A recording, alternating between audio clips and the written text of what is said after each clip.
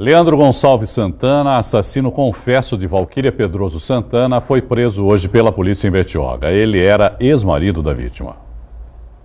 O pescador Leandro Gonçalves Santana, de 35 anos, foi preso na manhã de hoje. Na delegacia, demonstrava tranquilidade. Ele foi encontrado em Bertioga. Nós recebemos a informação de que ele estaria nas regiões de Guarujá e Bertioga. E a Polícia Militar recebeu uma denúncia e foi até o local e ele estava dormindo num barco. Então, eles conseguiram prendê-lo, apresentaram na delegacia de Bertioga, que entrou em contato conosco e nós fomos buscá-lo. Segundo a delegada, Leandro confessou ter assassinado a esposa. Ele realmente falou que saiu de casa aquele dia, inicialmente para conversar com a vítima, mas que acabou perdendo a cabeça. Na verdade, ele estava de posse de 2 facas. A que foi utilizada e uma outra que ele disse que anda com ela sempre na mochila, em razão do trabalho, porque ele é pescador. Havia uma medida protetiva contra Leandro que o impedia de se aproximar da esposa, que o acusava de agressões. Ainda segundo a delegada, ele negou que fosse violento. Ele falou que, inclusive, ela, que era uma pessoa que bebia e meio violenta, que teria puxado a faca para ele. Ele falou que ele tinha conhecimento do registro do boletim de ocorrência, tinha conhecimento da medida protetiva, sabia que não podia se aproximar dela. Falou tudo isso, mas nada disso ele levou em consideração. O crime aconteceu na última sexta-feira. Valquíria Ferreira Pedroso Santana, de 25 anos, estava indo para o trabalho quando foi abordada por Leandro. Houve uma discussão, então ele a esfaqueou várias vezes no peito e no pescoço.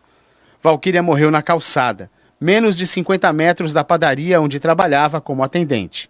A delegada não tem dúvidas de que o crime foi premeditado. Pelo que nós percebemos do que ele nos relatou, foi premeditado. Ele saiu com a mochila, colocando uma outra faca, além da que ele usava normalmente. Levou uma jaqueta para poder vestir após a prática do fato. Então, todos os indícios levam à premeditação, sim. O pescador Leandro teve a prisão temporária decretada, mas a delegada já garantiu que vai pedir a prisão preventiva dele. Ainda hoje, ele deve ser levado para o 5º DP, na Zona Noroeste, onde ficará preso. Troca de tiros entre criminosos e PM assusta banhistas em São Vicente no fim de semana. Um assaltante de 19 anos foi morto e outro detido. Nessas imagens é possível ver o movimento na praia na hora do tiroteio. A população corre assustada. 5 criminosos assaltavam os banhistas. 2 policiais militares de folga reagiram e mataram um dos bandidos. Uma mulher de 32 anos estava sentada em uma cadeira na faixa de areia e foi atingida nas costas. Ela foi encaminhada ao Hospital Municipal da cidade e não corre risco de morte. Em Santos, um homem foi preso por tráfico de drogas na madrugada de domingo. Ele estava com cerca de 2.000 porções de maconha e cocaína. O criminoso tentou fugir de bicicleta, mas a PM conseguiu deter o traficante no bairro do Imbaré. A ocorrência foi registrada na Central de Polícia Judiciária.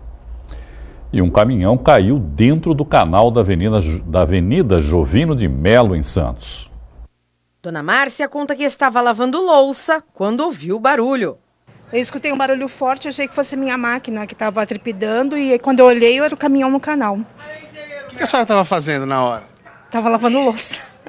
Foi um susto? Foi um susto. O acidente aconteceu na Avenida Jovino de Melo por volta das 9 horas da manhã. Segundo testemunhas, o motorista teria tentado desviar de uma motocicleta, perdeu o controle do veículo e acabou caindo dentro do canal. Ninguém ficou ferido. O condutor do caminhão fugiu antes da chegada da polícia, que foi chamada por populares. Quem mora perto do local reclama da falta de sinalização. Eu acho que teria que ter um semáforo aqui, porque tem muito movimento para a padaria, movimento de carro em horário de pico, então acho que tinha que ter um semáforo aqui. A Câmara de Guarujá aprovou por unanimidade um projeto que proíbe mendigos e pedintes na cidade. Quem é um pedinte? O autor da lei é o vereador Pastor Sargento Marcos, do PSB. A proposta dele é proibir a ação de mendigos e também de artistas de rua que fazem malabarismos nos semáforos da cidade. O vereador acredita que crianças são exploradas e forçadas a pedir dinheiro. E que os artistas que usam fogo e facas para se apresentar levam risco à população. O parlamentar explica que a fiscalização deverá ser feita pela Guarda Civil Municipal. Na verdade, nós não estamos criminalizando, nós estamos proibindo. Hoje, a Guarda Municipal ela não tem respaldo para poder tirar esse pessoal dali.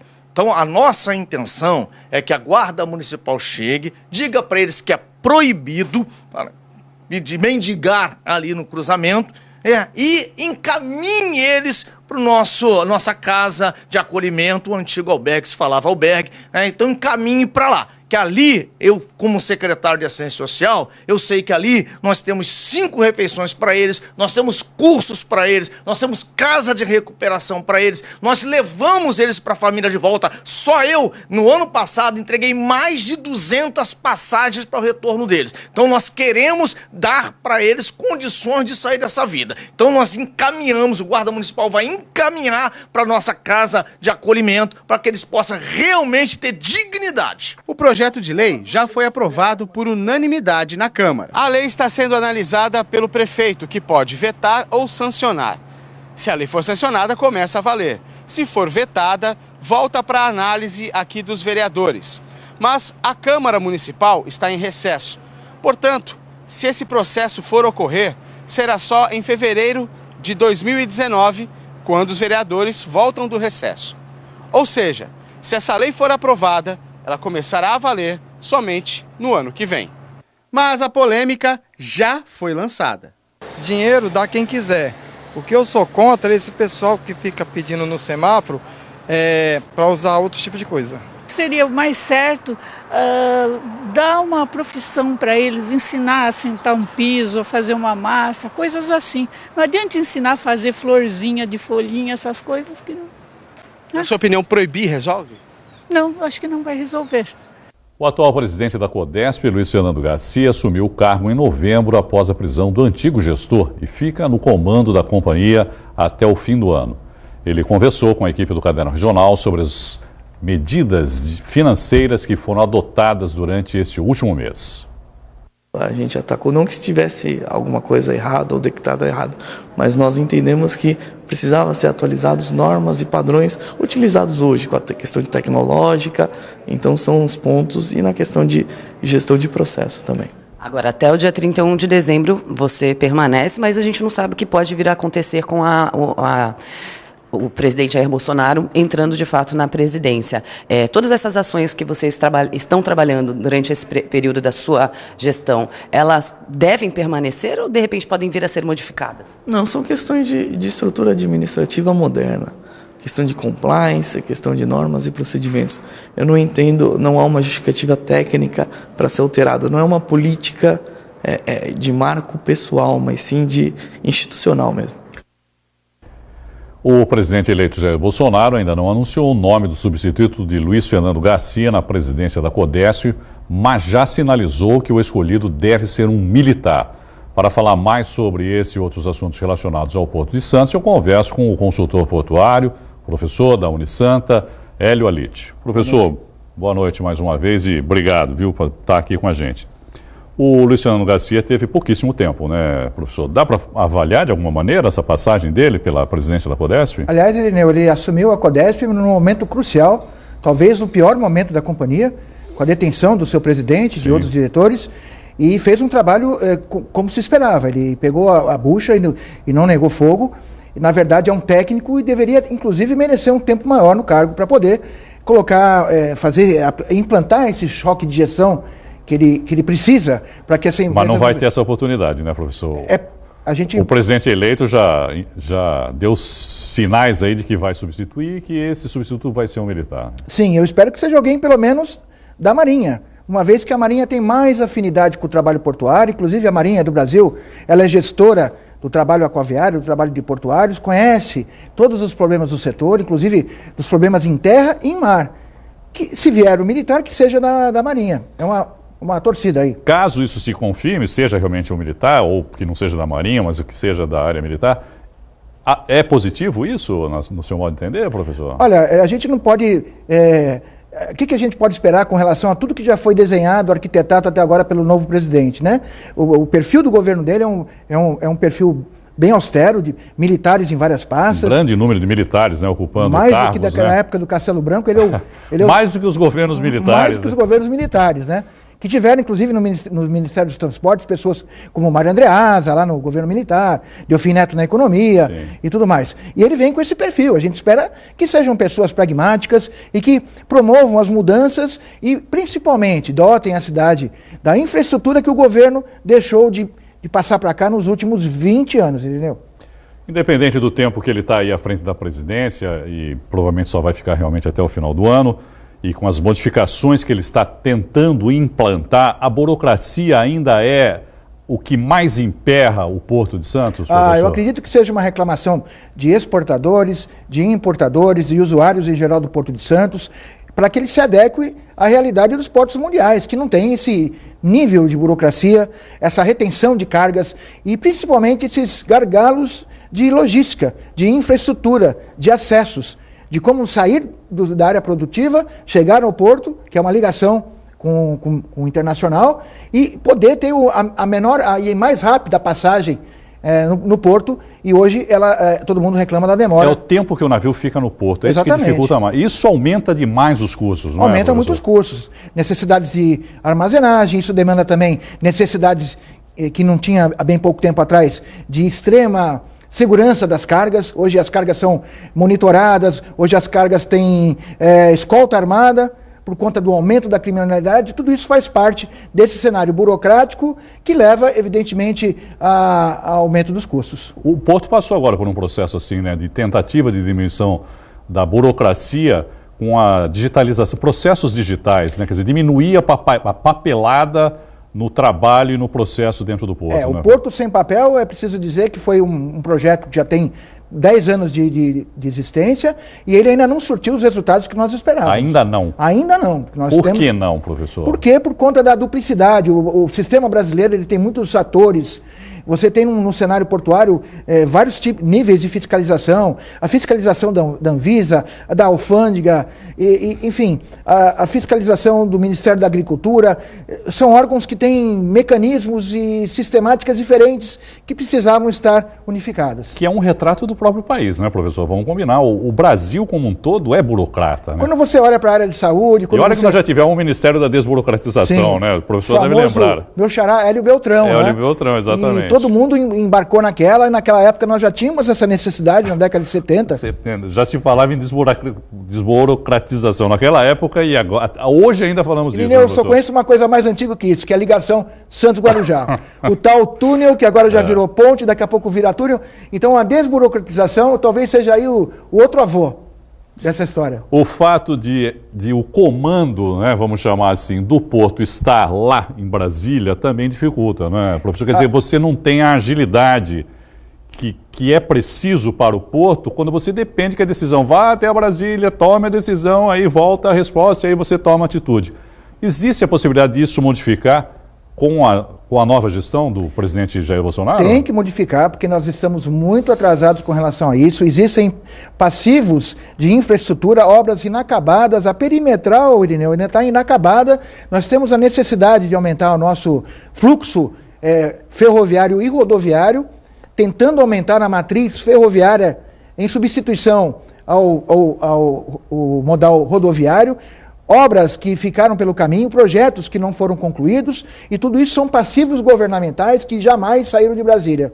Nós somos bons em arrecadar dinheiro das concessões e mandar para lá, mas a contraprestação não vem para a nossa terra, e isso vai trazer muita riqueza. Santos, a região toda, vai ser um grande canteiro de obras, com muita geração de emprego, somente para solucionar todos esses gargalos de acessos rodoviários e ferroviários que não foram resolvidos. Um desses gargalos talvez seja resolvido, pelo menos em parte, com a nova entrada da cidade, né, que já existem obras que já estão sendo realizadas, inclusive pela própria Ecovias. Seria o caso, por exemplo, de se pensar em uma nova imigrante já, professor? Em pensar que nós temos Porque essa que está aí parece que Já está no limite também, né? E nós vamos ter agora as operações 8x2. Significa que nessas duas pistas, uma é somente para o modal rodoviário. Olha só, o maior porto da América Latina tem uma pista para descida de caminhões, uma vez que os caminhões, evidentemente, não descem pelas as pistas a imigrantes norte e sul. Ou seja,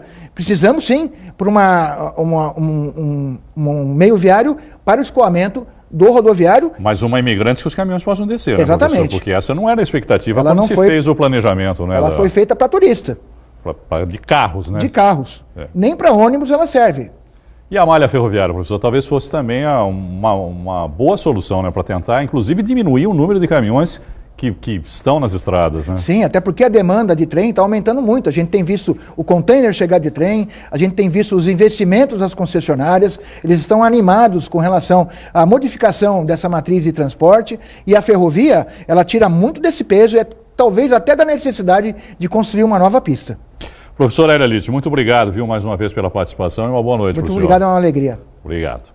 Há 51 anos, o CAMPS capacita adolescentes para conquistarem o primeiro emprego. Cerca de 110 mil jovens já foram beneficiados. Na última semana, uma nova turma concluiu os estudos no centro. Mais de 200 alunos da 4ª turma de 2018 se formaram pelo Centro de Aprendizagem e Mobilização Profissional e Social. Jovens que estão aptos a ingressar no mercado de trabalho. Gratificante para mim saber que depois daqui eu vou ter meu espaço de trabalho e conquistar todos os meus objetivos. Os alunos passam por um programa de aprendizagem, de socioaprendizagem, onde eles têm um treinamento por 3 meses e aprendem aí técnicas iniciais e importantes, matérias importantes para iniciarem no mundo do trabalho, e hoje eles recebem o diploma aí por essa formação. Marcelo Teixeira foi escolhido paraninfo da turma. O pró-reitor administrativo da Unisanta e presidente do Sistema Santa Cecília de Comunicação assinou um convênio com o CAMPS de desconto na mensalidade para jovens, ex-aprendizes e colaboradores. Ele ressaltou a importância do CAMPS e incentivou os formandos. Há muito tempo não entrava aqui no CAMPS e quando entrei recentemente vi uma grande mudança, uma transformação, com novas instalações, equipamentos, salas todas refrigeradas. Então o presidente Elias está de parabéns, junto com toda a sua diretoria, o conselho, por dar condições, ferramentas para que esses adolescentes e jovens possam estudar e trabalhar. As crianças e adolescentes do Lar Santo Expedito em Santos tiveram um fim de semana diferente. Eles ganharam presentes em uma ação social de Natal do Rotary Clube Santos Porto.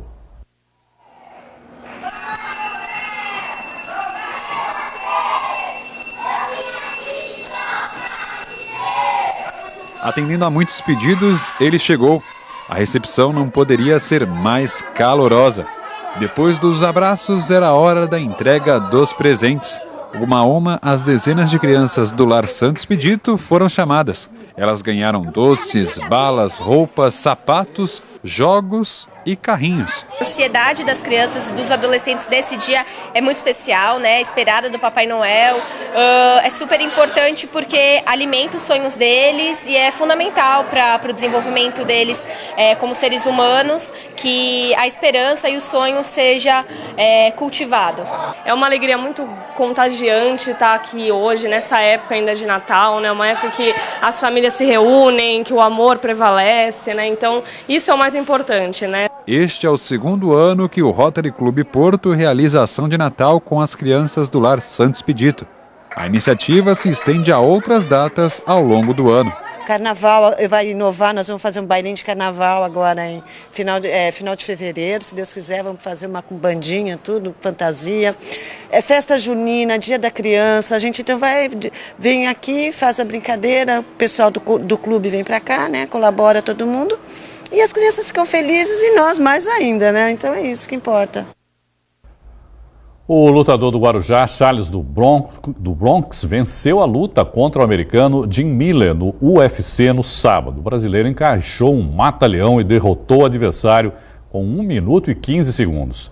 Charles do Bronx é o recordista de finalizações da organização. Foram 12 até agora. Ana Marcela Cunha foi eleita a melhor nadadora de maratona aquática do mundo pela 5ª vez. A atleta da Unisanta recebeu o prêmio ontem na China. Neste ano, Ana Marcela conquistou o tetracampeonato mundial e entrou para o Hall da Fama da modalidade. E outro nadador da Unisanta foi destaque no fim de semana. Nicolas Santos fez história no Mundial. Aos 38 anos, Nicolas Santos venceu os 50 metros borboleta no Mundial de Piscina Curta da China, com 21 segundos e 81 centésimos. Ele se tornou o atleta mais velho da história a vencer a competição. Esse é o segundo ouro do nadador na prova. O primeiro foi em 2012. O sul-africano Chad Leclos ficou em segundo e Dylan Carter, de Trinidad e Tobago, ficou com bronze. Nicolas Santos também integrou a equipe do revezamento 4x50 medley do Brasil, que terminou a prova em terceiro lugar. A edição de hoje fica por aqui. Você continua bem informado acessando santaportal.com.br. Eu volto amanhã com mais notícias de Santos e região e espero por você. Uma boa noite e até lá. Tchau.